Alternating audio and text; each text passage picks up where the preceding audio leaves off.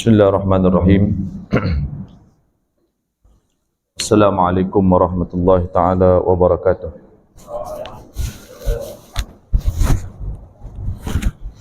Lillah subhanahu wa ta'ala wa liridha'illah wa liqada'il hajat.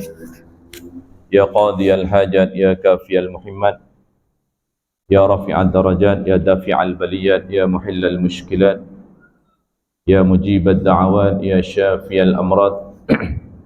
Ya arhamar rahimin, irhamna wa ila hadrati nabiyyina Muhammad sallallahu alaihi wasallam wa alihi wa ashabihi wa azwajihi wa dhurriyyatihi al-kiram, wa khususan li abaina wa li ummahatina wa li ajdadina wa li jaddatina wa li masyayikhina wa li muallimina wa usulihim wa furu'ihim, wa khususan likulli hajatina wa anta a'lamu bihajatina ya arhamar rahimin ya mujibas sa'ilin. Sirrul Fatihah.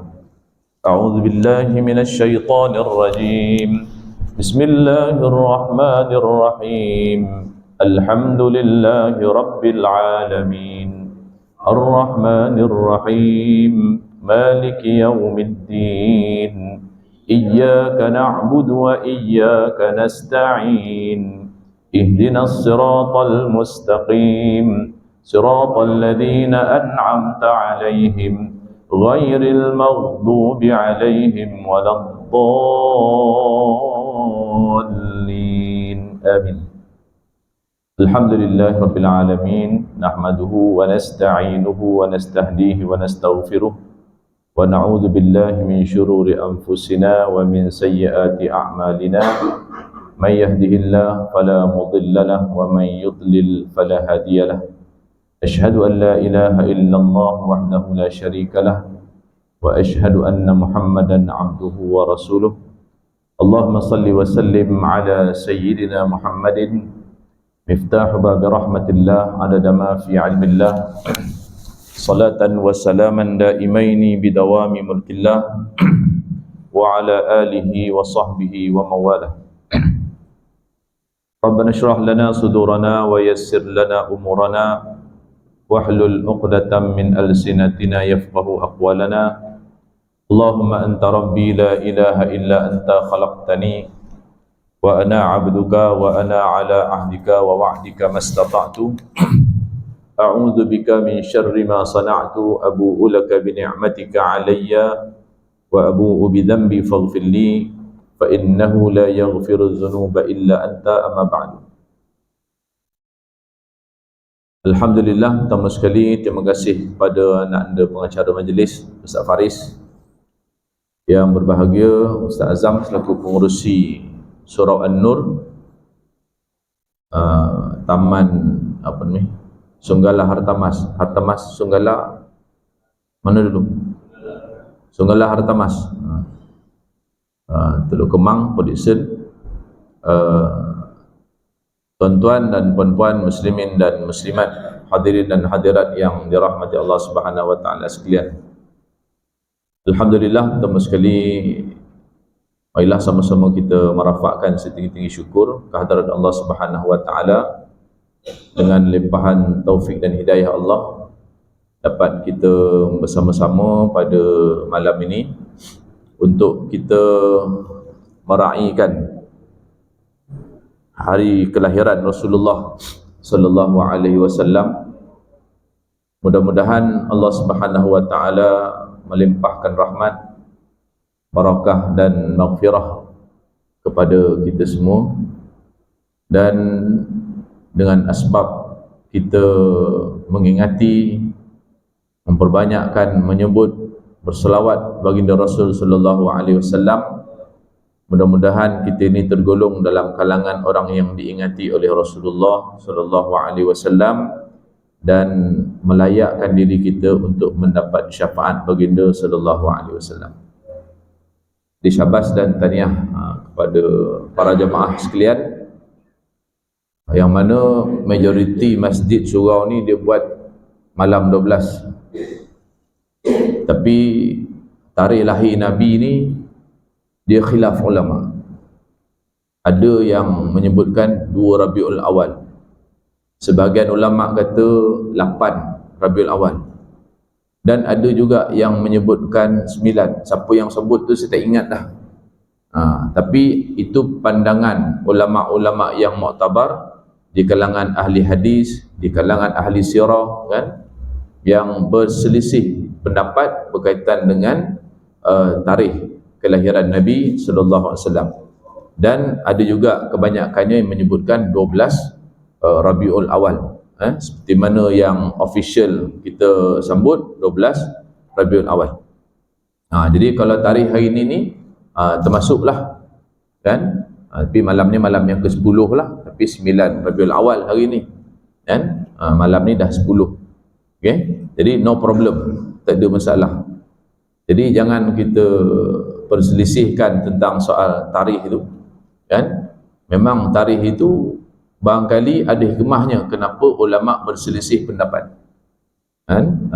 Sebab bukan tarikh itu yang kita jadikan keutamaan.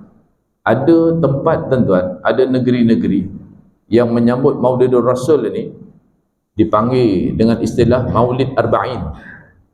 Sambut Maulidur Rasul ni 40 hari 40 malam, bermula daripada 1 Rabiul Awal sampai 40 hari. Setiap malamnya maulid, setiap malam membaca salawat, membaca qasidah, burdah, kan, berzanji, ataupun kitab-kitab yang lain, Maulid Dibai, Simtud Durar dan sebagainya. Kitab-kitab maulid ni dibaca pada setiap malam. Ada yang bergili-gili, malam ni berzanji, malam besok Maulid Dibai, malam lusa Maulid Simtud Durar dan sebagainya. Kitab-kitab maulid yang disusun, yang dikarang oleh para ulama, kan. Ada yang sambut macam tu 40 hari, kan. Kita nak menentu tarikh Maulid Nabi ni pun kadang-kadang bergaduh kat surau, kan. Nak buat ujung minggu kan banyak kenuri dia tak sompek, kan. Kadang-kadang apa, bukan surau ni lah yang salah faham lah, contoh aja, kan. Dalam pada bergaduh, tarikh ni tak kono, ini pengusi tak boleh, setiausaha pula boleh, kan. Kang bendahari setiausaha boleh, pengusi boleh, bendahari kau tak ada dan tak ada keluar duit dah, tak ada. Sudah tangguh pula, betul kan. Nak cari sepakat, yang tu pun berselisih pendapat tarikh nak buat sambutan maulid tu, kan. Jadi kalau ulama berselisih pendapat tarikh Maulid Rasul tu, itu perkara yang biasa. Yang jadi masalah ni yang tak sambut langsung ni, kan. Sonyap ya, birthday dia tiap bulan sambut, birthday Nabi yang setahun sekali tak sambut, kan. Jadi tu bila birthday dia, tu kat tepi pantai tu ada lampu, ada lilin, ada pelita, sambut birthday dia, kan. Sambut anniversary tu kat puncak Kamera Highland, Genting Highland, sambut anniversary, kan. 3 hari 2 malam, atas katil ada angsa macam mana, sambut anniversary, kan. Sambut birthday, orang hidang sekarang ni orang buat pulut pun orang panggil kek. Walah pulut tu, mana kek birthday nah, kan. Di zaman dah tukar, orang tak buat kek dah, orang buat pulut pun orang panggil kek. Pasal bila birthday mesti ada kek, walaupun bukan kek lagi dah. Semalam orang bagi saya punya hadiah birthday, dia buat apa ni, buah-buahan tu, susun tu pun orang panggil kek juga. Walah buah tu, kan, buah pun orang panggil kek pasal birthday. Kalau hari lain, kek pun orang tak panggil birthday. Bila birthday, bagi apa pun orang panggil kek. Itu pelik orang ni, kan. Sebab bila birthday mesti ada kek. Tapi bila birthday Nabi, mihun tapau, contohlah, tapi bukan sinilah, kan. Birthday Nabi, birthday dia kek, ada belon, ada lilin, segala macam. Birthday Nabi, mihun goreng, itu pun bungkus ya. Macam mana kita sambut? Itu contohlah, kan. Sekali orang kata pula, kita kalau sambut besar-besaran ni Ustaz, kan jadi bid'ah pula. Sambut kau punya birthday tak bid'ah pula, kan. Birthday Sultan, birthday Agung, kita tengok kita sambut macam mana. Acara itu 3 hari 3 malam, Khamis malam Jumaat baca Yasin, tahlil arwah. Kan? Pagi Jumaat ada pesta rakyat. Petang Jumaat ada sukan neka. Pagi Sabtu malam ada konsert dulu. Malam Ahad malam Isnin baru ada berselawat. Konsert dulu baru selawat. Kan? Baik dosa dulu baru taubat. Macam itulah. Tapi bukan Sultan Malaysia lah, Sultan negara lain. Kan? Itu pun nak kabul lain kat tu. Kan?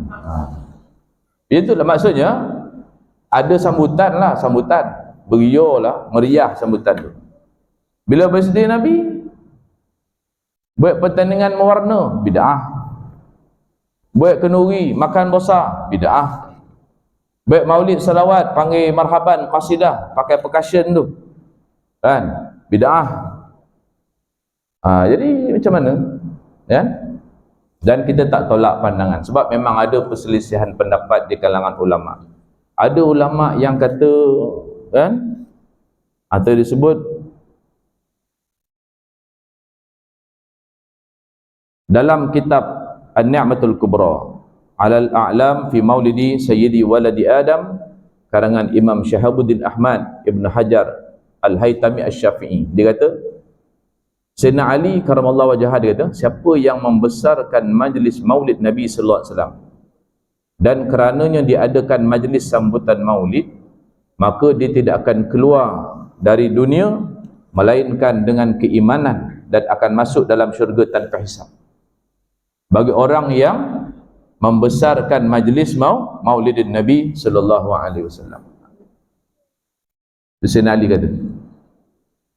kata Sayyidina Osman Ibn Affan, sesiapa yang menafkahkan 1 dirham untuk majlis sambutan maulidin Nabi sallallahu alaihi wasallam, maka seolah-olah dia menyaksikan peperangan Badar dan Hunain. Pahalanya 1 dirham yang disumbangkan untuk menjayakan majlis maulidin Nabi sallallahu alaihi wasallam, seolah-olahnya dia berada, pahalanya sama macam dia berada dalam peperangan Badar dan peperangan Hunain. Besar pahala Badar ni, peperangan pertama dalam Islam. Ya? Dan sahabat-sahabat ahli Badar ni antara sahabat yang dijamin syurga oleh Allah Subhanahu wa taala. Cuma kita tak jadilah ahli Badar, tapi dapat ganjaran pahala seolah-olahnya kita berada di medan Badar. Bagi orang yang menginfakkan, membelanjakan, kan, tak kira lah, baik maulid kat surau ke dia sumbang, ataupun baik maulid kat rumah boleh juga. Kan, panggil baik jamuan makan, kan, minum petang, kan, jemput minum petang, tapi kita selawatlah dulu, kan, selawat dulu, panggil Ustaz Faris tazkirah 10 minit, 15 minit, tentang apa? Tentang kelebihan Maulidur Rasul, tentang keistimewaan Nabi Muhammad SAW, tentang kelebihan, tentang selawat apa-apa saja yang tazkirah itu membawa kita kepada ingat kepada Nabi sallallahu alaihi wasallam. Betul, selawat macam tadi, selawat badriyah, kan? Ataupun buatlah selawat tafrijiyah. Apa-apa selawat tu, betul? Makan, lepas makan balik. Itu, kan? Belanja. Ganjaran pahalanya kata Sayyidina Osman seperti dia menyaksikan peperangan Badar dan peperangan Hunain. Sayyidina Umar bin Al-Khattab radhiyallahu anhu, dia kata, siapa yang membesarkan dan memuliakan majlis Maulid Rasul, Maulidin Nabi sallallahu alaihi wasallam, maka sesungguhnya dia telah menghidupkan Islam dalam diri dia, menghidupkan jiwanya dengan agama. Itu sebab tuan-tuan, kan, bila kita berselawat kepada Nabi sallallahu alaihi wasallam, sebenarnya ini sebagai satu latihan kepada kita untuk kita melembutkan hati, untuk menerangkan fikiran, kan, untuk menenangkan ruh. Salah satu daripada latihan kita berselawat. Allahumma salli ala sayyidina Muhammadin salatan tunawwiru bihal wujuh. Dengan salawat itu boleh menerangkan, mendatangkan sinar cahaya kepada wajah. Salatan tutahhiru bihal qulub.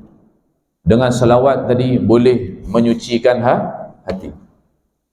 Salatan tashrahu bihas sudur, boleh melapangkan hati.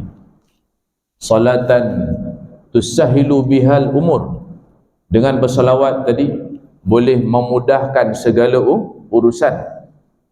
Salatan tuwassi'u bihal arzaq, dengan memperbanyakkan selawat boleh meluaskan rezeki. Salatan turawwihu bihal arwah, dan boleh menenangkan roh kita.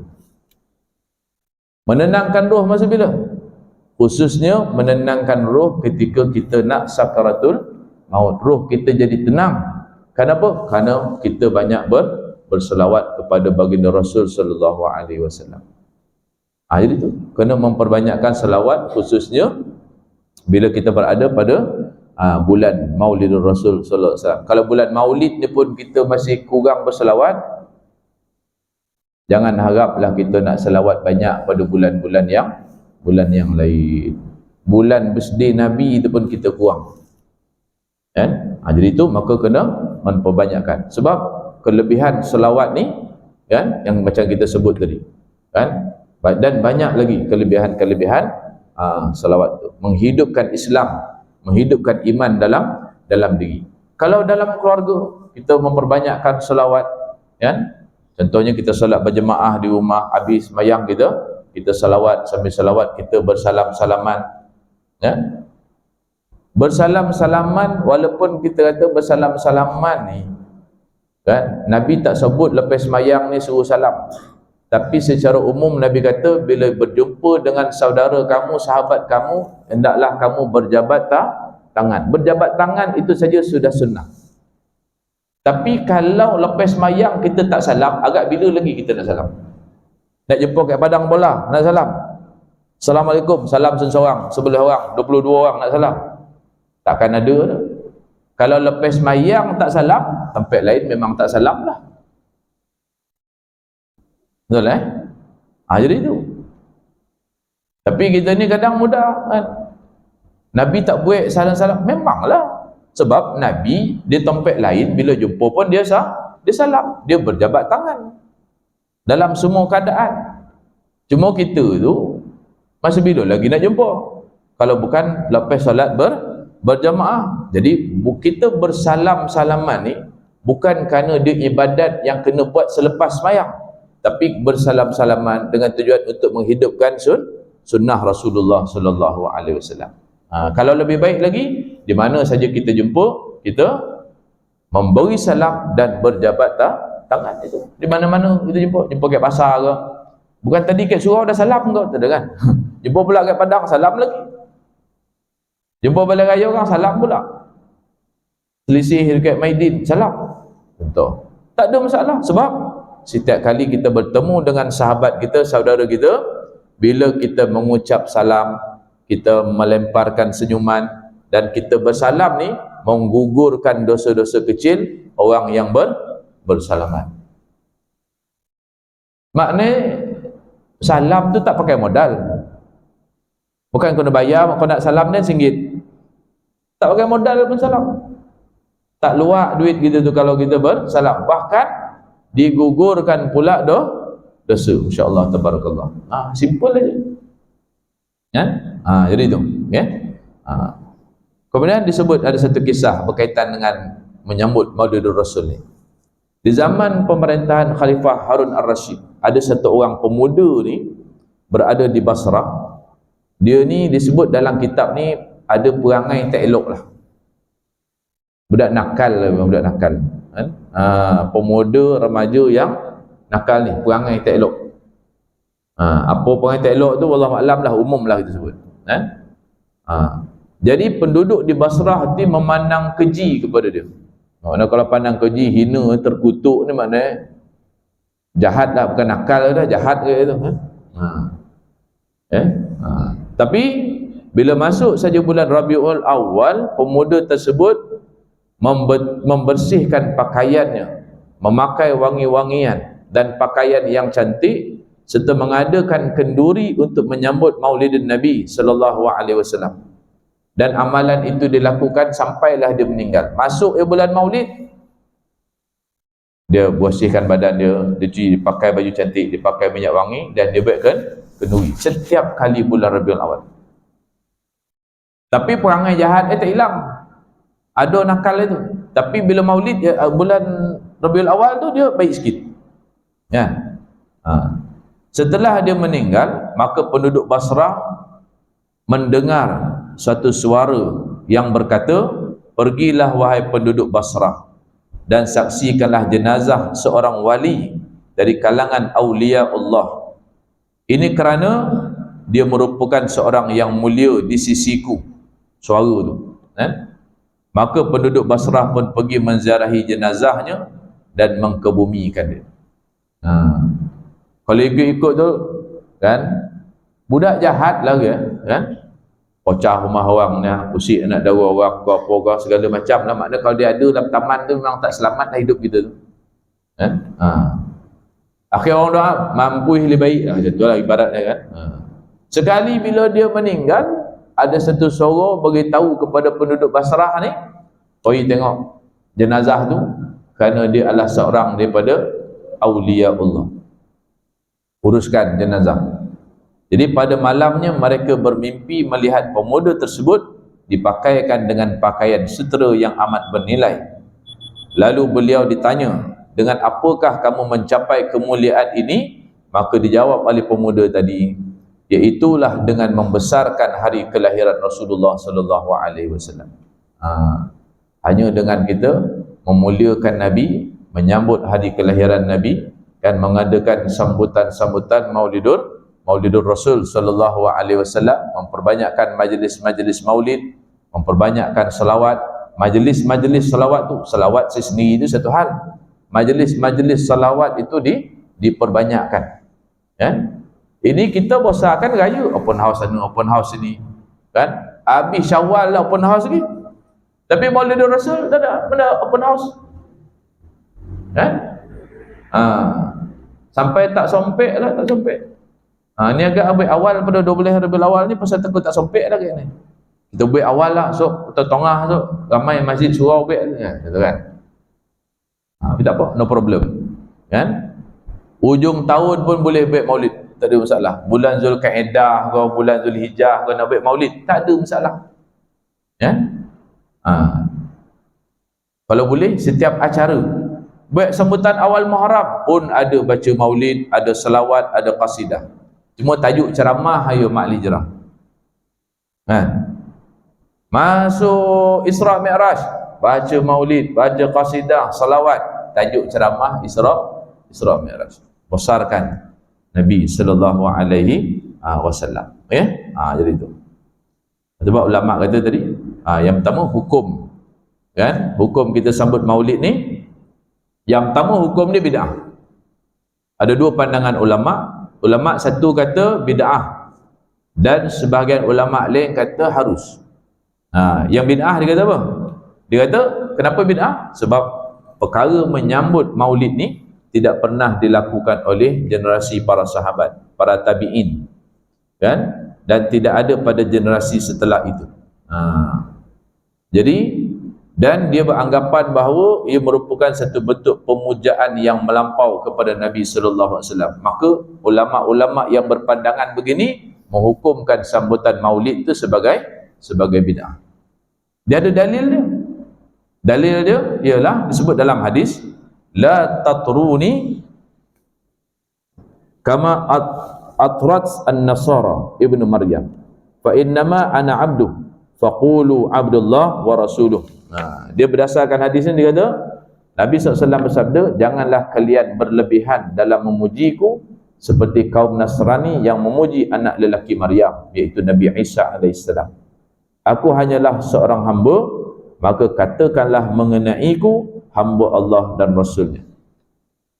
Jadi berdasarkan hadis ini, setengah ulama kata majlis maulid ni, puji-puji Nabi ni, salawat-salawat pada Nabi itu macam kita baca tadi tu adalah bid'ah, melampau kalau puji Nabi macam tu.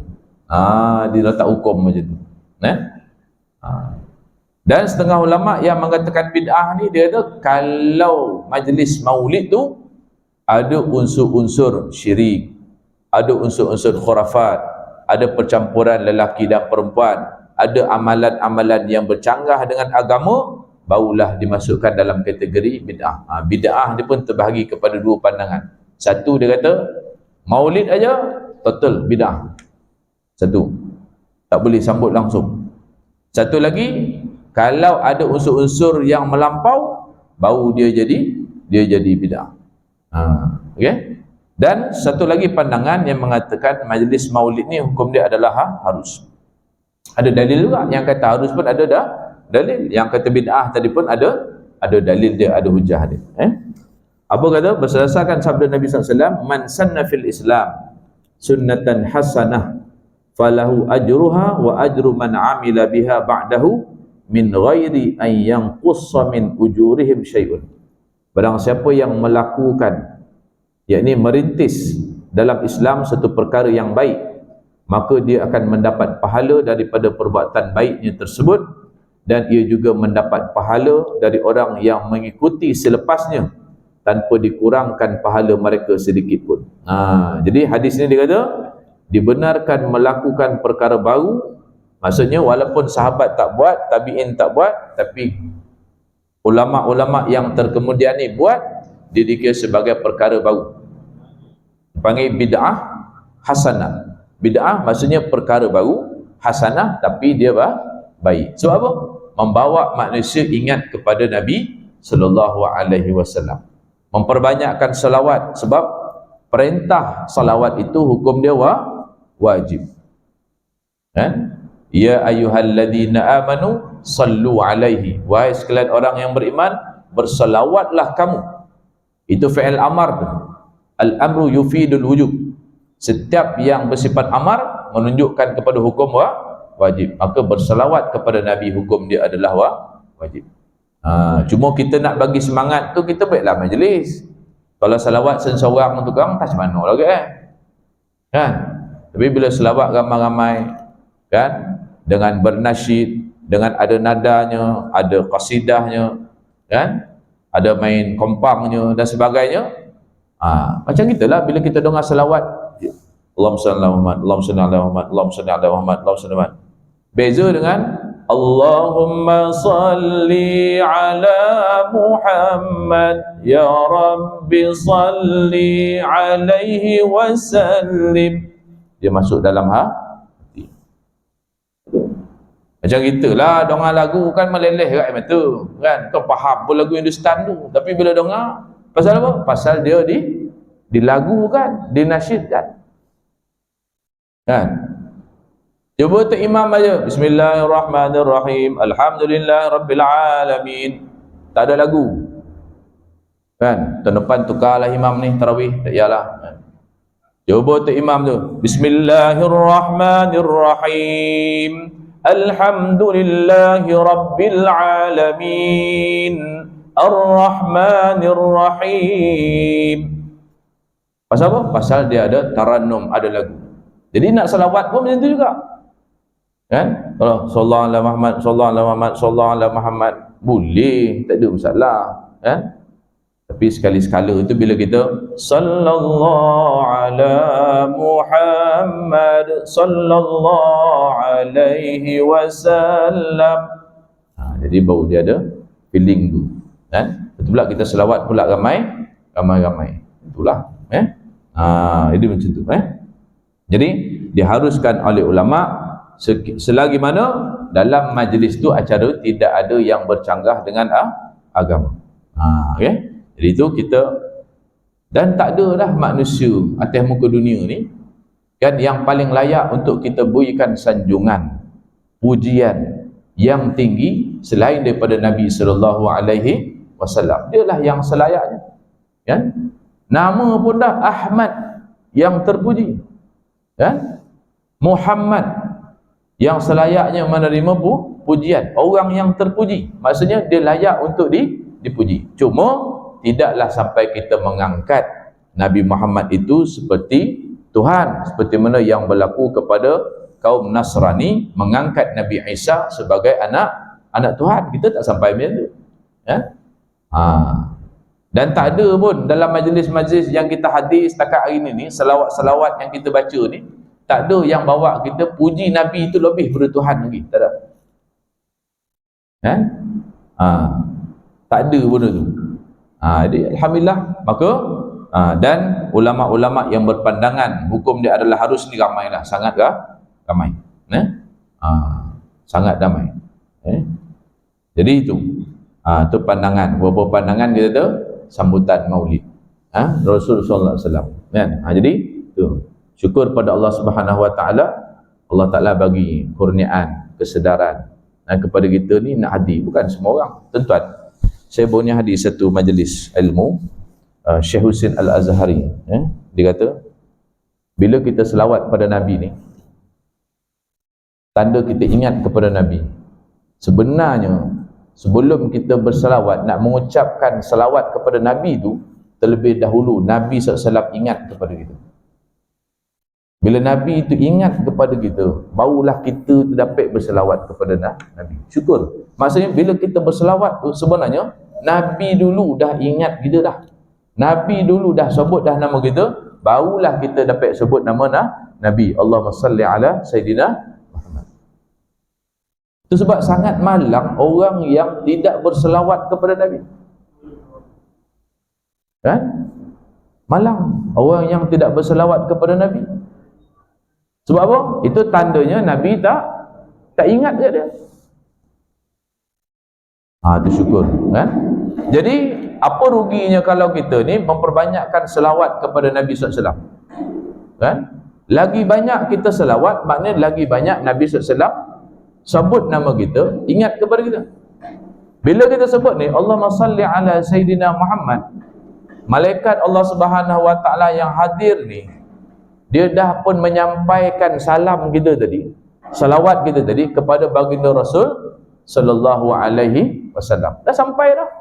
Ya Rasulullah, umat kau Muhammad Faris ni, dia menyampaikan salam kepada kamu. Sampai dah. Tapi kalau banyak gitu, kejap-kejap selawat, sikit-sikit selawat, hari-hari selawat, ratus selawat, ribu selawat. Selawat kita tu sampai kepada Nabi berapa ribu? 3,000 kali malaikat hantar laporan kepada Nabi sallallahu alaihi wasallam. Mana mungkin Nabi lupa kita untuk memberi syafaat. Kan?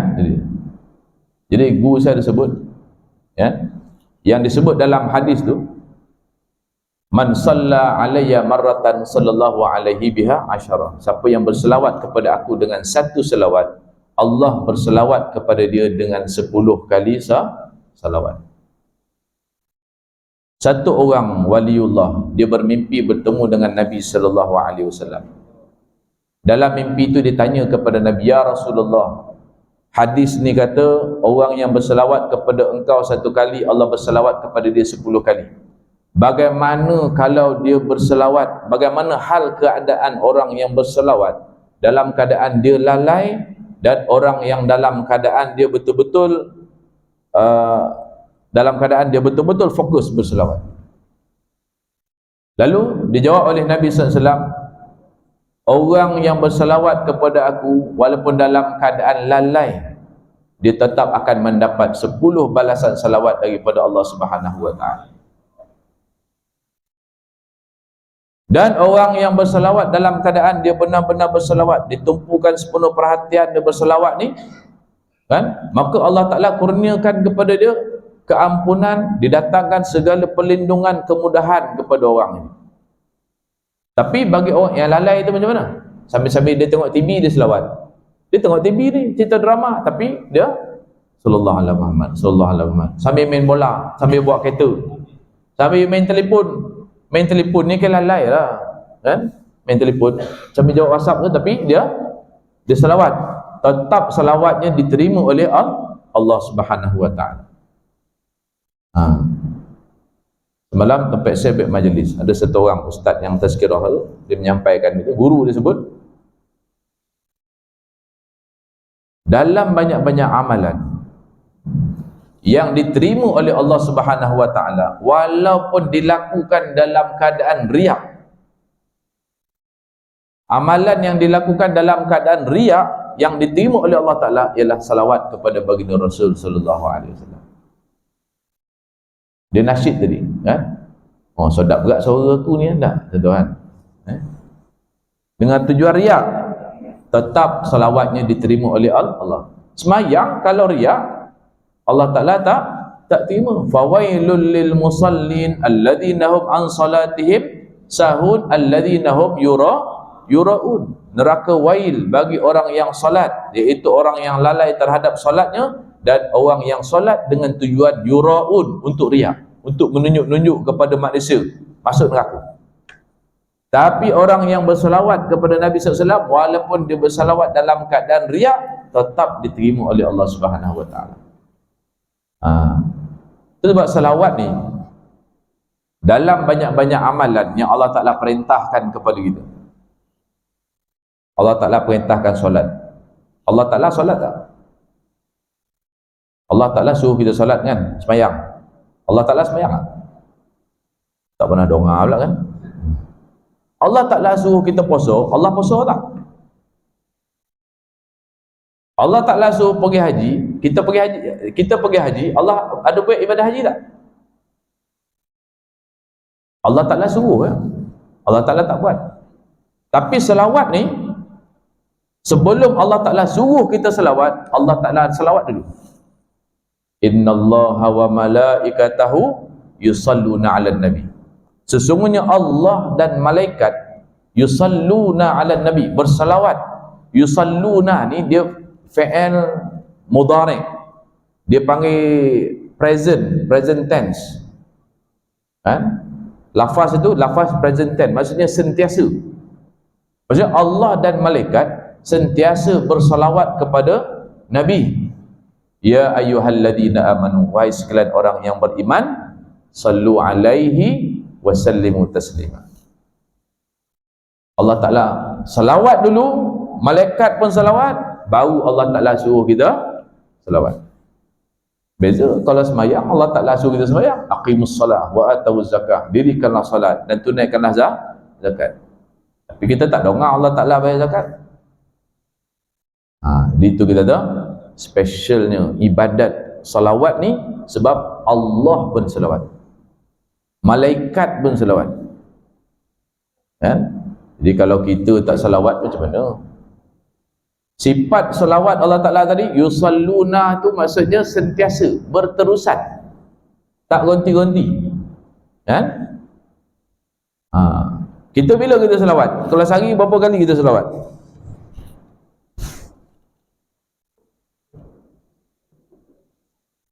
Tahiyat awal, tahiyat akhir. Yang ada selawat lah. Kat mana lagi tempat kita ada selawat? Kan? Mana lagi? Gagal kepala. Tak ya juga kan? Mana Itu pun tak perasan kita selawat ke mana. Kan? Bukan makna kita tak selawat. Sebenarnya selawat kita tu masih lagi kurang. Masih lagi kurang. Maksudnya harus dipertingkatkan, diperbanyakkan. Itu tujuan dia. Makna belum cukup lah, belum cukup. Okay? Jadi itu. Jadi kenapa kita perlu cinta kepada Nabi ni? Kan? Kenapa kita perlu cinta, sayang kepada Nabi? Yang pertama, cinta kepada Nabi ni tanda kesempurnaan iman. Orang yang tak cinta kepada Nabi, dia tidak beriman. Ni bukan cinta beriman ni. Cinta beriman tu beriman lah. Beriman tu maksud semua orang percaya. Tapi cinta tu, kasih kepada Nabi, tanda kesempurnaan iman. Kesempurnaan iman disebut dalam hadis Anas radhiyallahu anhu qala Nabi sallallahu alaihi wasallam, la yu'minu ahadukum hatta akuna ahabbu ilaihi min walidihi wa waladihi wan nasi ajma'in. Tidak sempurna iman seseorang sehinggalah dia lebih menyintai aku daripada kedua orang tuanya, anak-anaknya dan manusia semuanya. Sayang tak dekat mak ayah? Sayang. Sayang tak dekat ahli keluarga, anak-anak, isteri? Sayang. Sayang tak dekat sahabat-sahabat? Sayang. Tapi kata Nabi, selagi mana kita meletakkan kasih sayang kita kepada mak ayah, kepada anak-anak, kepada isteri, kepada suami, kepada sahabat ni, lebih daripada kita sayang kepada Nabi, maknanya kita tu belum lagi sempurna iman. Jadi macam mana nak mendapat kesempurnaan iman? kena letakkan kecintaan kepada Nabi itu lebih daripada segala-galanya. Bahkan disebut dalam hadis yang lain, dia kata thalathun man kunna fihi wajada halawatul iman. Ada 3 tanda seseorang itu mendapat kemanisan iman. Kemanisan iman tu maksudnya kesempurnaan iman. Bila? Ayyakunallaha wa rasulahu ahabba ilaihi mimma siwahuma. Dia menjadikan Allah dan Rasul itu paling dicintai, dan dia tidak cinta apa ni? Ayyakunallaha wa rasul ahabba ilaihi mimma siwahuma, dan dia tidak cinta kepada yang lain lebih daripada kedua-duanya. Maksudnya dia meletakkan cinta kepada Allah dan Rasul itu yang paling tinggi. Dan seseorang itu boleh jadi syirik kalau dia cinta kepada makhluk, cinta kepada manusia, cinta kepada harta, cinta kepada yang lain-lain, kalau bukan cintanya itu kerana Allah. Boleh tak sayang kepada mak ayah? Boleh. Tapi syaratnya sayang kita pada mak ayah kerana Allah, bukan kerana dia mak ayah kita. Kalau sayang kita pada mak ayah kerana dia mak ayah, kita sudah mensyirikkan Allah Subhanahu wa taala. Sayang kepada isteri, sayanglah ustaz. Mari masa mula nikah amin comel, kan? Cantik. Anak-anak pun sihat walafiat. Dia lahirkan anak yang cerdik pandai, mestilah sayang. Dia uruskan rumah tangga bagus, sayang. Kena sayang isteri kerana Allah baru jadi. Jangan kita sayang dia kerana cantik dia, jangan sayang dia kerana bijaksana dia, jangan sayang dia kerana harta dia, jangan sayang dia kerana rajin dia. Bukan. Letakkan kecintaan kepada makhluk, kecintaan kepada manusia ni biarlah kerana Allah Subhanahu wa taala, barulah valid kita punya cinta itu.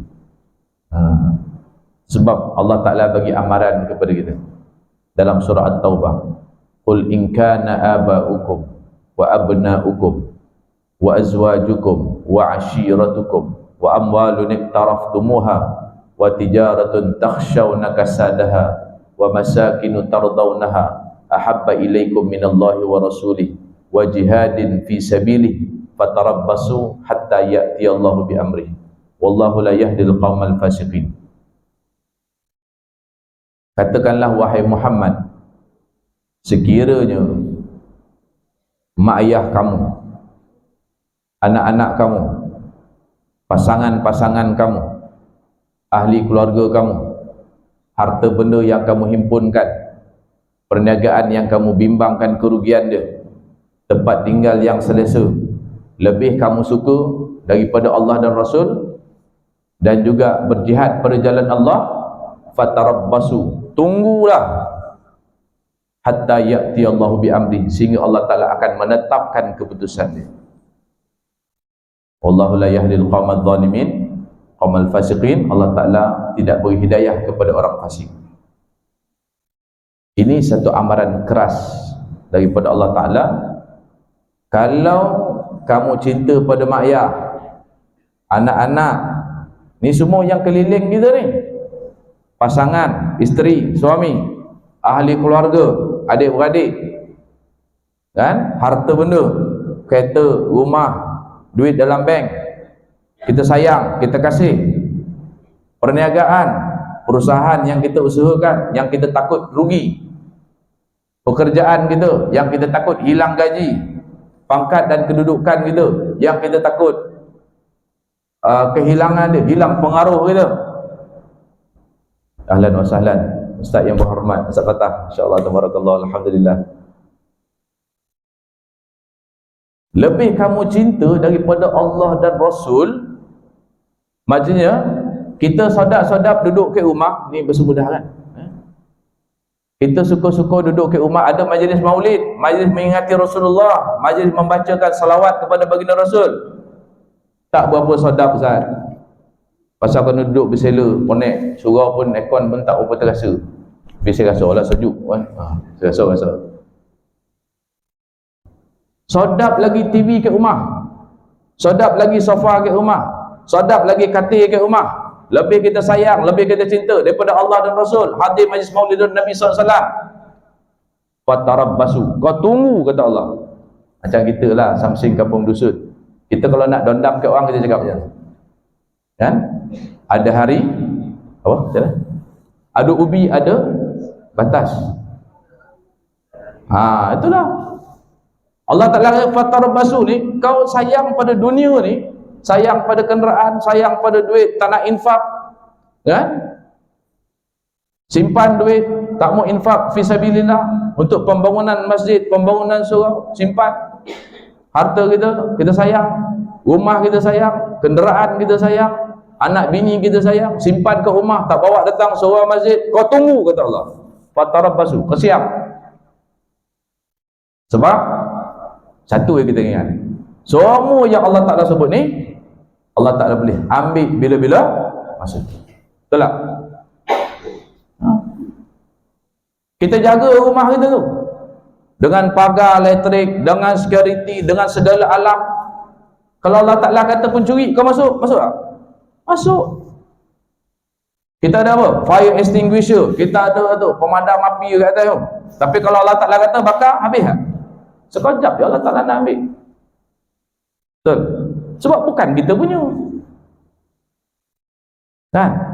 Dunia ni dan seisinya di tangan Allah. Allah Ta'ala suruh kita apa? Allah Ta'ala suruh kita sayang pada dia, sayang pada Nabi. Bukan sayang pada benda tu. Kita hari ni letakkan kecintaan, kasih sayang kita tu lebih segala-galanya. Keluar golap, balik golap. Pasal apa? Cari duit. Semayang mana? Semayang asal ke tak semayang? 6.30 semayang asal. Pukul 3.30 semayang zuhur. Semayang maghrib qada dengan subuh tadi. Tu sebaik ingat nak qada. Ada tak qada langsung? Pasal apa? Cari harta dunia. Tuan-tuan, kita kejar rezeki sedangkan kita lupa kepada Tuhan yang memberi rezeki. Rezeki kita ni 100% mutlak, tak ada siapa pun yang tahu kecuali Allah.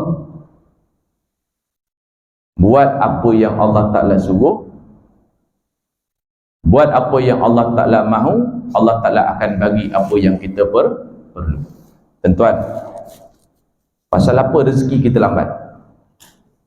Pasal apa rezeki kita sempit? Pasal apa rezeki kita sikit? Sebab bila Allah Ta'ala panggil, kita datang last minute. Bukan tak datang, tapi last. Jadi rezeki yang last minute lah. Rezeki yang kata orang kampung tu takih-takih je lah.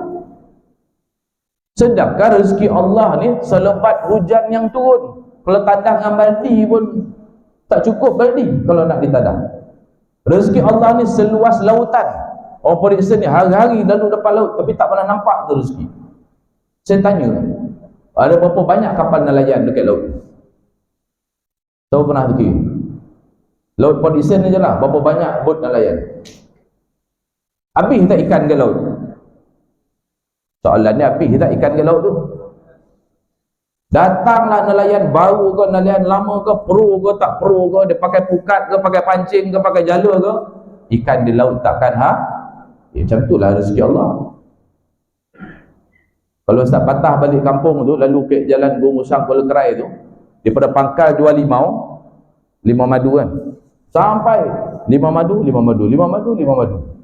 Kalau orang jual jorok kan? Kenapa? Pasal rezeki Allah tu luas. Allah yang menentukan siapa nak pergi beli kat kedai dia tu, bukan dia yang menentukan. Tu sebab orang meniaga, keyakinan daripada Allah tentang rezeki lebih tinggi daripada orang makan gaji. Minta maaf sebutlah, pasal saya pun makan gaji juga. Konteng pun dia ada gaji, dia gaji pun ada gaji, kerja banyak pun gaji banyak tu, kerja malih pun gaji banyak tu. Tapi kalau orang meniaga, jual roti canai pukul 10 baru buka, agak-agak macam mana kan? Jadi itu tuan-tuan. Jangan ada orang dia buka pukul 10. Orang order ke rumah ambil tu 500 kopeng, 200 kopeng ke rumah dah ambil siap dah. Dia santai, dia sesaja exercise saja, jangan hilang skill dia ke 10 tu. Walhal yang pukul 6 tadi dah sebakul lah habis. Kan? Itu kita tak tahu. Rezeki Allah Ta'ala. Kan? Kadang-kadang bila kita nak, sampai masa Allah Ta'ala bagi, betul tak? On time lah, on time. Rezeki yang kita nak, bila hari yang kita nak, bila masa yang kita perlu, kita dapat. Sebab apa? Sebab bila Allah Ta'ala panggil, kita datang on time. Bila Allah Ta'ala panggil, kita datang on time. Bila kita nak pertolongan Allah Ta'ala sampai on time. Sesuai dengan bagaimana hubungan kita dengan Allah Subhanahu Wa Ta'ala. Yang tadi itu sampai juga, tapi lewat. Pasal Allah Ta'ala panggil, kita sampai lewat. Tapi ada tak orang yang dia tak minta, Allah Ta'ala bagi? Ada? Dia belum minta lagi, Allah Ta'ala dah bagi lah. Ada tak? Ada tak orang itu? Ada, pasal belum panggil dia dah sampai. Allah Ta'ala belum panggil lagi, belum Allahu Akbar, Allahu Akbar, dia dah sampai dah. Orang ini rezeki dia belum minta, Allah Ta'ala dah bagi. Tuan, don't believe it, just do it. Kalau cerita orang pun tuan-tuan kan percaya pun, tak tidak Ustaz ni. Hanya yang buat dia akan rasa. Siapa yang buat, dia akan dah dapat. Itu saja. Formula dia, agama ni macam tu. Kan, belajar agama ni banyak dah, banyak tahun dah kita belajar. Maulud Rasul ni tidak tahun kita sambut. Kan? Tapi selagi kita tak beramal, yang macam kita cerita salawat tadi, tunawwiru bihal wujuh, orang yang banyak bersalawat wajahnya bercahaya. Aku salawat dah, tapi macam tak bercahaya ya. Pasal kalau pakai scrub tu seminggu sekali, macam mana nak corak? Dia kena hari-hari sontal lalu baru dia putih. Kan? Ini seminggu sekali cuci muka, pajak tu corak lah pajak, lepas tu golak balik. Nak cuci muka kita bercahaya dengan Nur Muhammad, macam mana? Dengan memperbanyakkan salawat. Sebab Nabi SAW itu nur. Nabi SAW itu cahaya. Kan? Anta syamsun, anta badrun, anta nurun fawqa nurin. Tu baca dalam bahasa tu. Kan? Anta syamsun, engkaulah matahari. Maknanya bercahayanya Nabi SAW ni ibaratnya lebih terang lagi daripada matahari. Tapi tidak menyakitkan macam matahari, tapi terang dia lebih terang daripada matahari. Anta badrun, engkau juga seperti bulan purnama, bercahaya, sedap mata memandang. Anta nurun, engkaulah cahaya, fawqa nurin, atas cahaya. Itu sebab orang yang berselawat kepada Nabi SAW, dia ada mendapat nur, cahaya daripada Nabi Muhammad sallallahu alaihi wasallam. Itu kan yang macam kita sebut awal tadi kan. Jadi itu beberapa amaran amaran daripada Allah Ta'ala tentang bagaimana kita rasa kalau kecintaan kita tadi tu lebih kepada dunia ni daripada Allah dan Rasul. Kemudian lagi, kenapa kita kena cinta kepada Nabi? Sebab tak ada manusia atas muka bumi ni yang paling cinta kasih kepada kita selain daripada Nabi Muhammad sallallahu alaihi wasallam. Bini kita sayang tak? Bini kita sayang tak? Sayang. Ya Allah. Dah perlahan dia bunyi tu. Mari tiap hari I love you sekarang setahun sekali ya. Anniversary. Itu pun tarikh lupa lah. Kan? Tak payah tanya, tuan-tuan sayang bini ya? Tadi tanya bini sayang tuan-tuan tak? Dia tak sayang, tak tidak lagi kan? Tanya dia pula, tuan-tuan sayang bini ya? Dah untuk tu? Kena refresh balik sempena Maulid Rasul ni. Renew tak boleh, refresh boleh. Yang ambil renew pula tak pasal lah. Kan? Renew jangan, refresh tak apa. Ya. Nabi SAW ni sayang kepada kita. Disebut dalam satu riwayat. Kan? Bagaimana ketika Nabi SAW ni menghadapi sakaratul maut. Kan? Ketika malaikat cabut nyawa, nak cabut nyawa Nabi SAW ni, Nabi ni rasa sakit. Nabi tanya kepada malaikat, wahai malaikat, kan? Macam ni ke sakit menghadapi sakaratul maut ni? Malaikat kata macam ni lah. Kan? Tak boleh kau cabut lembut lagi. Apa ke jawab malaikat? Ya Rasulullah, tak ada dah manusia di muka bumi ni yang paling lembut aku cabut nyawa dia kecuali kau lah wahai Muhammad. Malaikat cabut nyawa Nabi tu dalam keadaan yang paling lembut pun Nabi rasa sakit. Lalu apa doa Nabi? Wahai Allah, kalau macam ni lah sakitnya menghadapi sakaratul maut ni, kau himpunkan sakaratul maut umatku kepada aku, biar aku seorang yang tanggung. Itu doa Nabi kepada Allah Subhanahu Wa Taala ketika sakaratul maut. Kita, umat kita biasa masuk hospital lah. Ada yang stroke, ada yang sakit terlantar, tengok wayar penuh ke badan ni, kan? Ayah kita, umat kita, bila kita datang ziarah, bila kita jaga dia, pernah tak dengar daripada doa seorang anak, ya Allah kau gantikan sakit umat aku ni kepada aku, pasal dia dah tanggung kesakitan ketika mengandungkan aku dulu. Hari ini ya Allah kau tukarkan sakit umat aku kepada aku, biar aku yang tanggung. Pernah dengar tak doa itu? Sayang tak ke umat? Sayang kan? Tapi pernah tak kita doa macam tu? Kata sayang. Arwah ayah saya 2 bulan terlantar, kanser usus. Ulang alik hospital, dah tak pulang lah. Stay kat hospital. Kan? Mula pulang lah, ulang. Seminggu duduk hospital, balik. Betul pergi. Sakit. Seksa tengok lah. Bangun dia muntah. Kan? Tapi tak pernah, kita tak pernah doa pun. Ya Allah, ayah aku ni dulu sorry bekerja, cari rezeki, membesarkan anak sampai aku berjaya jadi ustaz ni, ya Allah. Kau tukarkan sakit ayah aku ni kepada aku, ya Allah. Tak pernah. Walaupun anak ustaz.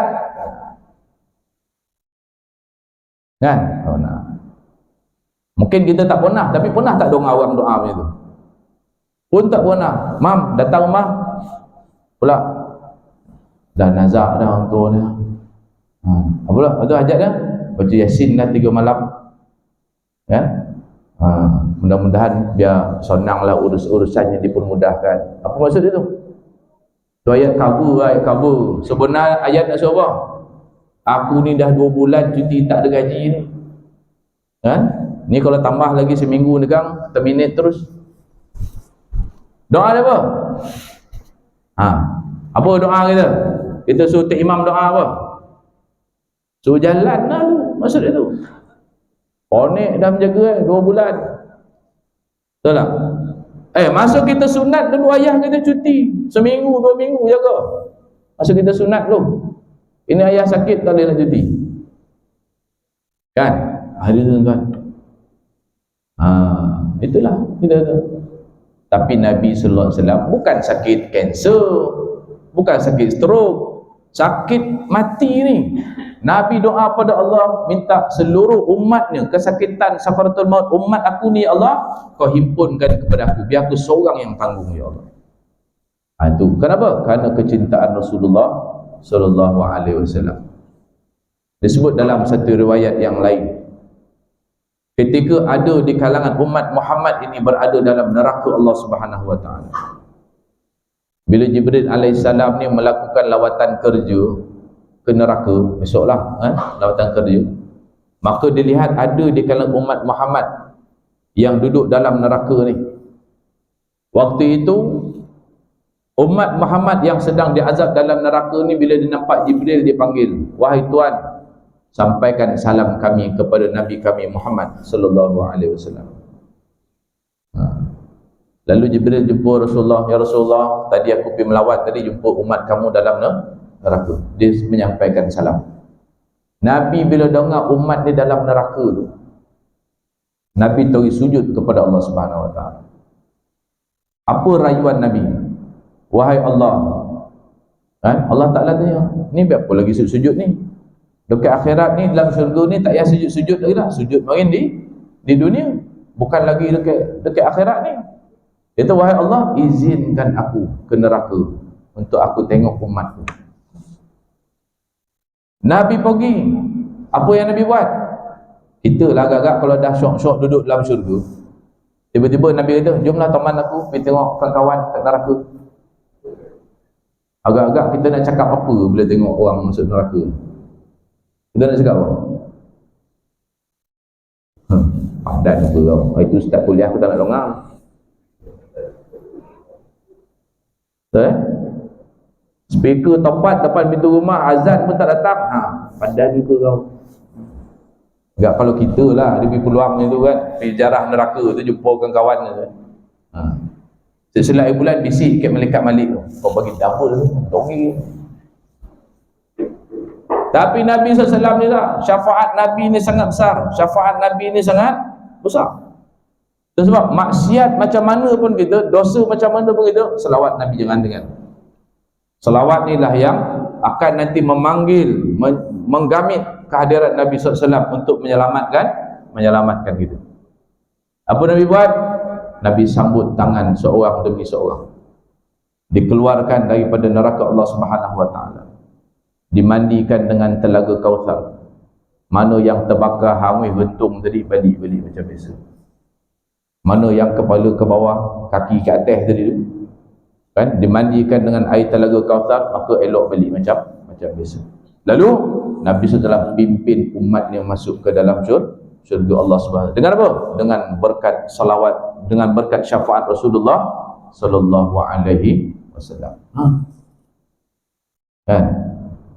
Sampai tahap macam itulah kecintaan kasih sayang Nabi SAW. Laqad ja'akum rasulun min anfusikum azizun 'alaihi ma 'anittum harisun 'alaikum bil mu'minina raufur rahim. Sesungguhnya telah datang kepada kamu seorang rasul dari golongan kamu sendiri, yaitu Nabi Muhammad sallallahu alaihi wasallam, yang menjadi sangat berat kepadanya sebarang kesusahan yang ditanggung oleh kamu, yang sangat inginkan kebaikan untuk kamu, dan ia juga menumpahkan segala belas serta kasih sayangnya kepada orang-orang yang beriman. Itulah sifat Nabi sallallahu alaihi wasallam.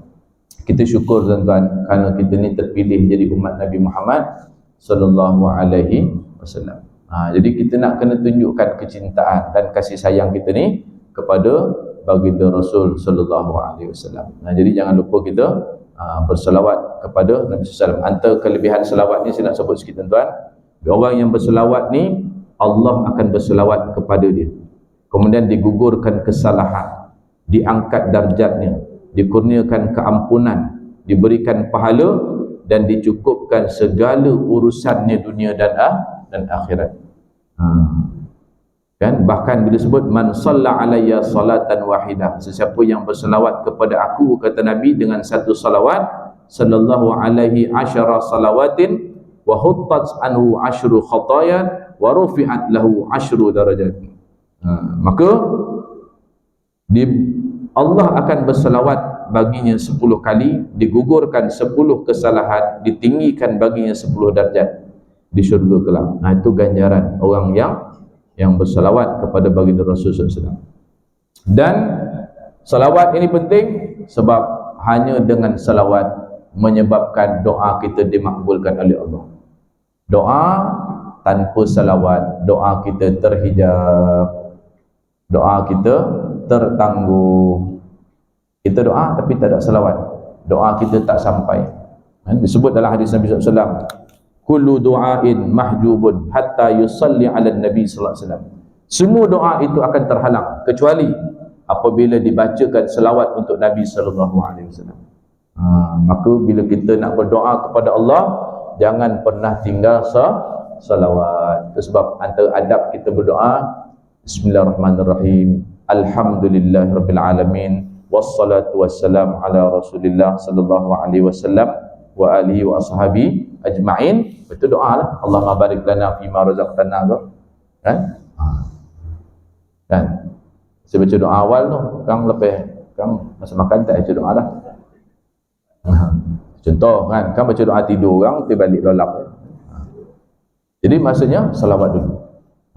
Kan supaya hajat kita itu didengar, dimakbulkan oleh Allah Subhanahu wa taala. Bahkan kalau kita tak ada doa, cukuplah hanya dengan salawat, Allah Taala makbulkan apa hajat kita dalam hati. Cukup hanya dengan salawat.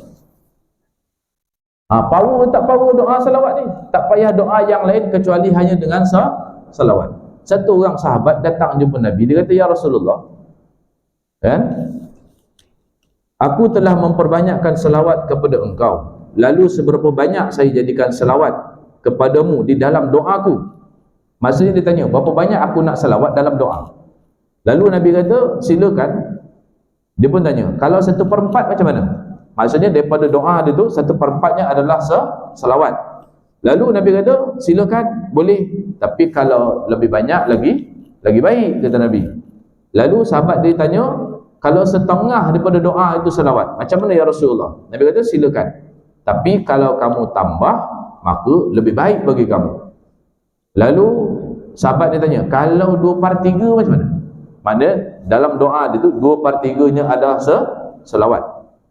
Beliau menjawab, silakan saja, dan jika kamu tambah maka ia lebih baik. Lalu sahabat ni kata, akan saya tujukan selawatku kepadamu pada semua waktu. Maksudnya tak ada waktu, tak ada doa melainkan hanya dengan salawat kepada baginda Rasul sallallahu alaihi wasallam. Kalau begitu, kata Nabi, maka akan dicukupkan semua keinginanmu dan dosa-dosa kamu akan diampunkan oleh Allah Subhanahu wa taala. Hanya dengan salawat. Sebab tuan-tuan, kita nak pergi musafir contoh kan, buat kereta jauh tu perjalanan tu, perbanyakkan salawat. Nanti tuan-tuan tengoklah orang lain, kau hari Jumaat petang balik tang Kuala Lumpur sampai Port Dickson tak jam ke? Okey.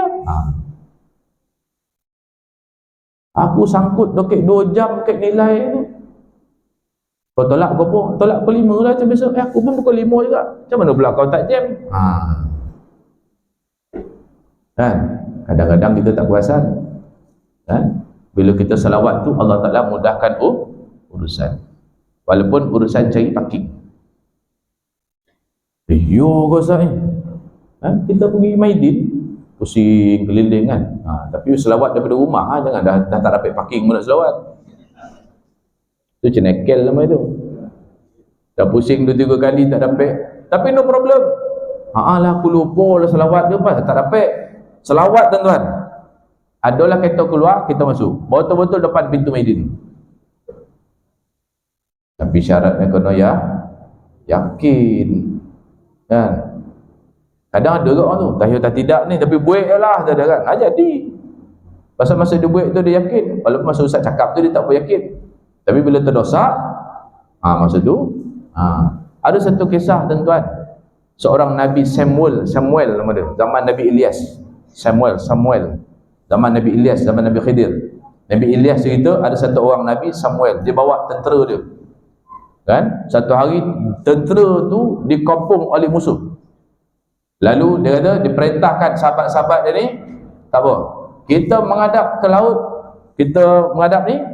Kemudian Nabi Samuel, dia bukan zaman Nabi Muhammad, tapi dia kata, menghadap ke laut, ucapkan Allahumma salli ala Muhammad. Tiba-tiba tentera yang ramai-ramai yang kopong tu, tentera tu pula masuk dalam laut. Kenapa? Berkat salawat kepada baginda Rasul sallallahu alaihi wasallam. Melembutkan hati-hati musuh. Ni nak berhadapan dengan musuh, kan? Nak lembutkan hati. Selawat ni bukan melembutkan hati kita, melembutkan hati musuh. Salawat kepada baginda Rasul sallallahu alaihi wasallam. Apa baiklah urusan, kan? Lupa nak cek kunci kat mana pun, salawat. Manalah letak spek tadi, spek kat atasnya kan, lupa tak ingat. Puas cik, manalah spek ni, Allahumma salli ala Muhammad. Dia pun tengok kat cermin kereta lah ada kat sini kan. Okay? Jadi tu memperbanyakkan salawat, termasuklah kita doa. Kemudian yang paling penting sih syafaat Nabi. Syafaat Nabi disebut dalam hadis Nabi SAW, sesiapa yang mendengar azan, setelah itu dia membaca Kena baca yang Arab ni. Allahumma rabbaha man qala hina yasma'un nida. Sesiapa yang apabila dia mendengar azan, lalu dia setelah azan dia membaca Allahumma rabba hadhihi ad-da'wati tammah was-salatil qa'imah ati Muhammadanil wasilata wal fadilah wab'athhu al-maqama mahmudan alladhi wa'adtah halat lahu syafa'ati yaumil qiyamah. Sesiapa yang mendengar azan dan setelah itu dia baca doa tadi, doa selepas azan. Allahumma rabba hadhihi ad-da'wati tammah was-salatil qa'imah ati sayyidana Muhammadanil wasilata wal fadilah wab'athhu al-maqama mahmudan alladhi wa'adtah. Itu doa dia yang ada dalam hadis. Yang tambah tu innallaha la yukhliful mi'ad, tu tak ada masalah. Tapi dalam hadis sampai situ aja. Baca doa tu, kata Nabi, halat lahu syafa'ati, maka berhak dia mendapat syafaat aku pada hari akhirat. Kenapa? Kerana doa selepas azan itu adalah doa khusus kita untuk Nabi SAW. Doa untuk Nabi. Apa yang kita doakan untuk Nabi, itu juga yang kita akan dapat. Itu yang best tu. Kan? Tuan-tuan, hari ni saya itu, kebanyakan kita ni suka doa untuk kita ke untuk orang? Untuk kita. Itu sebab susah nak dapat. Antara doa yang wajib diperkenankan oleh Allah Ta'ala ialah apabila kita mendoakan orang lain yang tidak ada di hadapan kita, kata Nabi SAW. Doa yang paling mustajab ialah doa kita untuk orang lain yang dia tidak hadir depan kita. Maksudnya bila kita doa untuk kawan kita tu, dia tak tahu kita doa untuk dia. Itu doa yang paling mustajab. Kemudian orang yang mendoakan orang lain tu, Allah hantar satu malaikat kepada dia untuk mengaminkan apa yang dia doa dan membalikkan balik apa yang dia doa untuk orang tu, malaikat akan doa pula untuk dia. Tuan, kita doa dengan malaikat doa, mana power? Ya? Kita doa dengan malaikat doa, mana lagi power? Malaikat lah, pasal dia tak pernah buat dosa. Betul eh? Jadi kita doa orang, kita nak orang doa kita ke, ataupun kita nak malaikat doa kita? Kalau kita nak malaikat doakan untuk kita doakan kepada orang lain. Sebab nanti malaikat akan doakan pula untuk kita apa yang kita doa untuk orang. Ya Allah, kurniakanlah kesihatan untuk dia, ya Allah. Kurniakanlah rezeki yang melimpah ruah untuk dia, ya Allah. Makbulkanlah segala hajat dan impian dia, ya Allah. Allah Ta'ala hantar malaikat. Kan? Kita doa tadi apa? Doakan dia sihat, malaikat doakan kita sihat. Kita doakan dia rezeki berlimpah, malaikat doakan rezeki berlimpah untuk kita. Kita doakan makbul hajat dia, malaikat doakan supaya Allah makbulkan hajat kita. Bapak ni kena tukar. Kena banyak doakan orang, bukan untuk diri sendiri. Kena banyak doakan orang. Kan? Jumpa kawan tu meniaga kan, jual kerupuk tepi bank tu kan, jangan boli aja, boli doakan. Mudah-mudahan makcik murah rezeki makcik, dilimpahkan rezeki yang berkat, rezeki yang berlimpah ruah. Malaikat datang doakan rezeki berlimpah untuk kita pula. Selama ni, ya Allah, murahkanlah rezeki aku, ya Allah. Tak jadi. Kita macam mana doa pertama tadi, tak salawat, kemudian tak ada istighfar, doa dalam keadaan dosa kita belum diampunkan oleh Allah, macam mana Allah Ta'ala nak terima? Kita bawa beban dosa, lepas tu nak minta ampun dengan Allah, minta doa dengan Allah, minta hajat, tak jadi. Itu sebab almarhum Syekh Murtada dia pesan, sebelum kita nak buat solat hajat, maka solat dulu, solat 2 rakaat, solat taubat. Solat taubat dulu 2 rakaat, minta Allah Ta'ala ampun dosa kita, lepas tu baru solat hajat. Barulah hajat kita Allah Ta'ala terima setelah dosa kita diampunkan. Tapi waktu kita doa dalam keadaan dosa kita belum diampunkan, doa kita Allah Ta'ala tak terima. Itu kalau nak doa untuk itulah, ataupun nak doa untuk orang lain juga. Kan? Tapi malam ni kita dapat sesuatu, lepas ni kita doakan orang lain. Kita meniaga ni, Kawan sebelah meniaga tak? Meniaga. Boleh tak kita doa? Bang, Assalamualaikum bang, saya doakan abang hari ini sihat walafiat, mudah-mudahan Allah Ta'ala limpahkan rezeki yang berkat, yang mencurah-curah. Yang nak rezeki tu siapa? Kita. Yang nak kaya siapa? Kita lah. Tapi kita doakan dia kaya.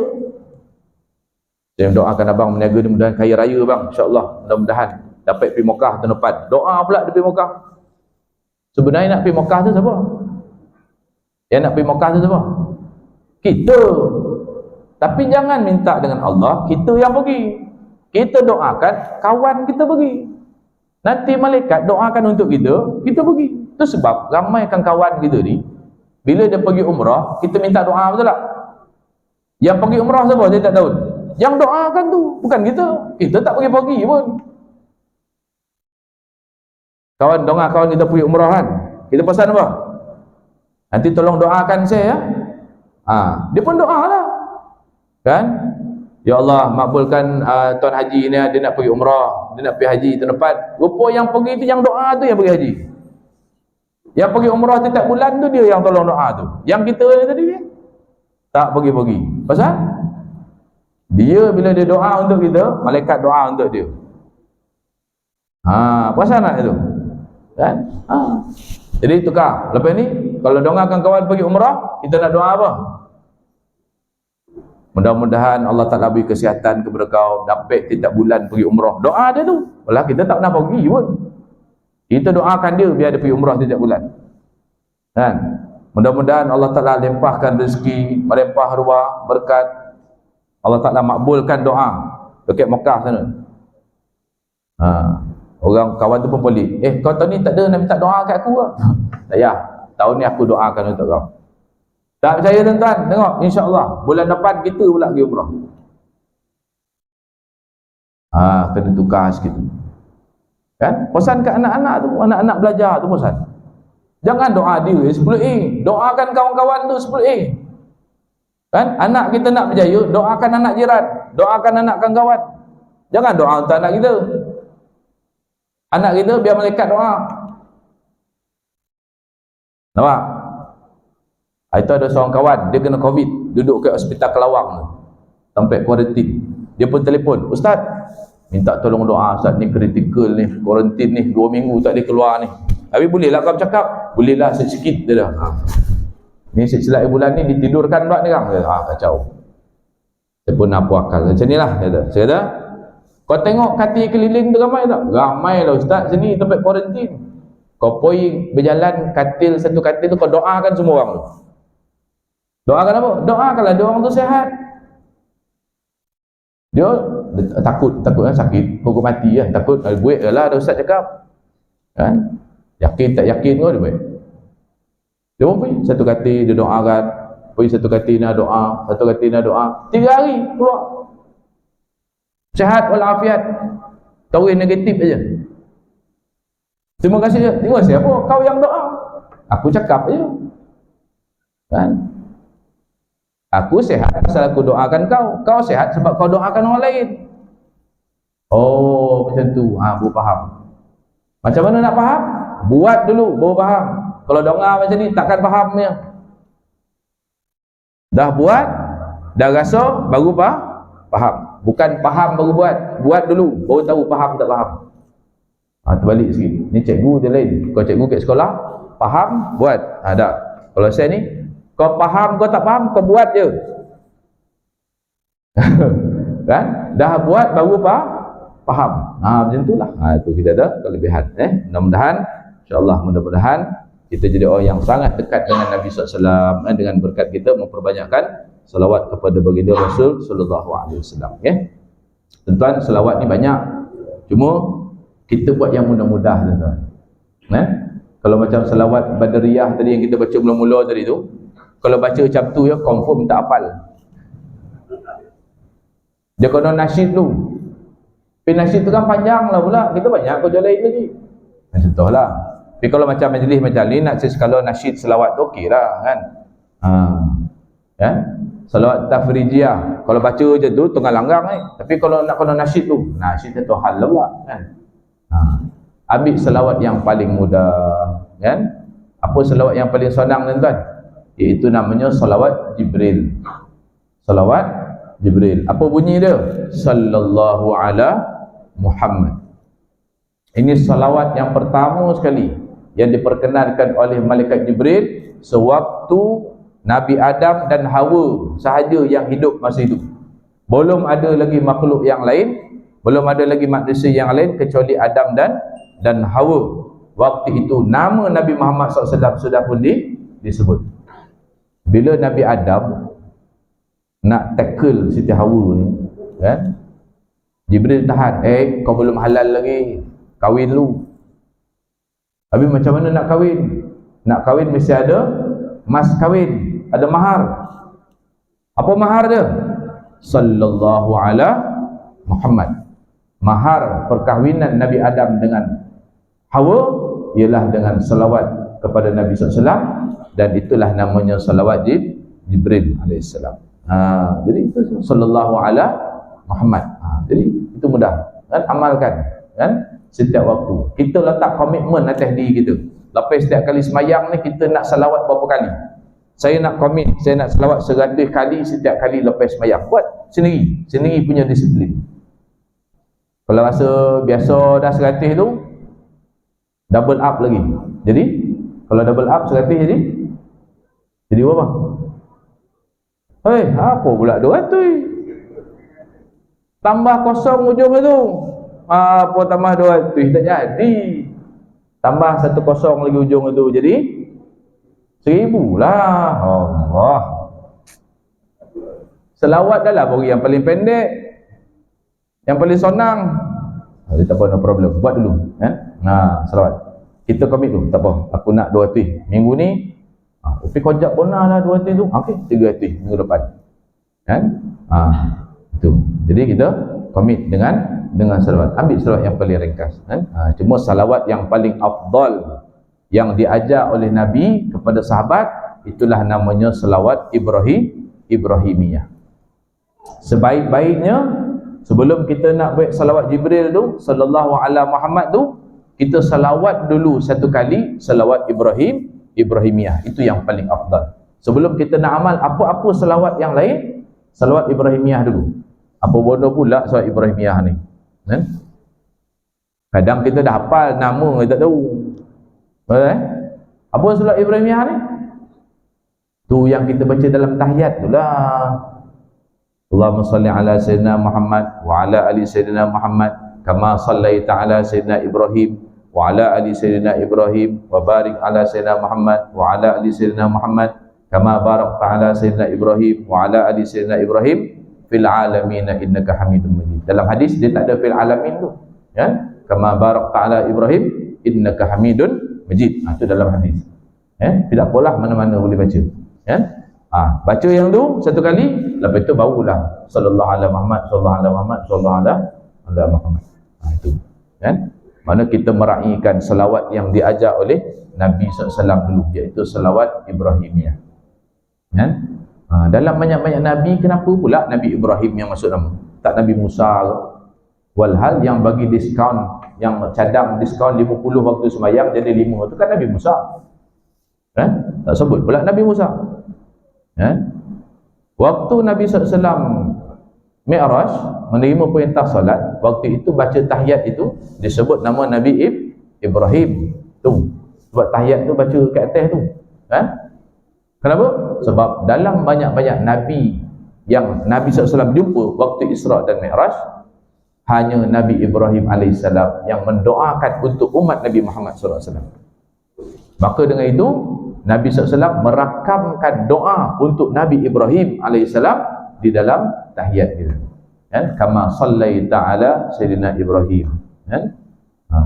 Sallai itu, Allahumma salli itu maksudnya semoga Allah merahmati ke atas Nabi Muhammad SAW, wa ala ali Sayyidina Muhammad, dan juga ke atas ahli keluarga Nabi Muhammad SAW. Kama sallaita ala Ibrahim, seperti mana Allah Ta'ala merahmati Nabi Ibrahim, kan? Wa ala ali Ibrahim, dan juga kepada seluruh ahli keluarga Nabi Ibrahim. Jadi itu Nabi SAW merakamkan doa untuk datuk dia Nabi Ibrahim AS, kerana Nabi Ibrahim AS yang mendoakan untuk kita umat Nabi Muhammad sallallahu alaihi wasallam. Jadi sekali itu dulu yang sempat saya berkongsi pada malam ni. Minta maaf kalau ada terkasar bahasa ataupun perkataan-perkataan yang kurang sesuai, kan. Saya mohon maaf sekali lagi, dan mudah-mudahan apa yang saya kongsikan, saya bukan mengajar malam ni, yang saya kongsi itu mudah-mudahan dapat sama-sama kita manfaatkan dan kita amalkan dalam kehidupan seharian kita. Ucap sekali terima kasih kepada Surah An-Nur atas jemputan pada kali ini, kan. Mudah-mudahan seluruh kita ni Allah Ta'ala limpahkan rahmat, barakah. Kehadiran kita ni, kan, datang membawa keberkatan. Mudah-mudahan kepulangan kita membawa keampunan daripada Allah Subhanahu wa Ta'ala, insya-Allah. Sekarang itu dulu aku qauli hadza wa astaghfirullahal azim li wa lakum. Kita tangguh dulu dengan tasbih kafarah dan suratul asri. Subhanakallahumma wa bihamdika nashhadu an la ilaha illa anta nastaghfiruka wa natubu ilaik. Bismillahirrahmanirrahim. Wal 'asri innal insana lafi khusr illa alladhina amanu wa 'amilus shalihat wa tawassaw bil haqqi wa tawassaw bis sabr. Assalamualaikum warahmatullahi taala wabarakatuh.